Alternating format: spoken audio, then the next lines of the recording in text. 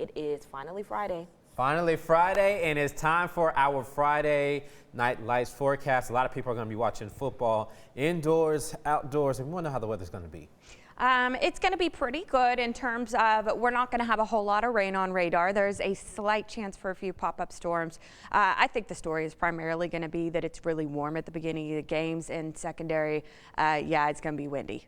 So if you don't like the wind, maybe plan on pulling your hair up, stuff like that. You just saw it, 72 degrees. So we are waking up across central Texas between 70 and 75, just like we have every single other day this work week. Difference being no rain on radar across central Texas this morning. You can see this big old cold front right here. The blue line I'm pointing to has now entered our great state and impact us later on. Will clear Texas by tomorrow.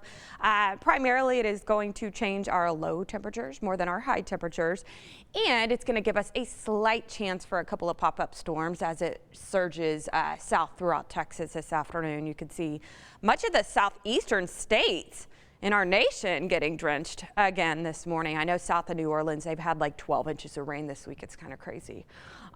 So low pressure definitely down to the south of Houston. They have a chance for rain. You can see far eastern Texas, south of Neck, getting a little bit of rain, and right where that cold front is. That is kind of going to be indicative of what we see across central Texas this afternoon as that front surges south. Just very spotty, isolated activity on radar is anticipated for the region. You can see right now we actually have a lot less cloud cover than what we've had all work week each morning. So do anticipate to see the sun coming back up and us warming up into this afternoon. Today is our warmest over the next 7 days, thankfully. Winds, I mentioned it's going to be kind of windy later on this afternoon and evening. Not so bad this morning. We're like 10 miles an hour. We're going to be gusting up to 15, 20 by, I would say, probably lunch, after lunch, especially late afternoon to the evening. If you're out on a patio, have other plans, Friday night lights, things like that. Yeah, our winds are starting to gust up to 30 miles an hour. That's when things start blowing around, the flags, all the fun stuff.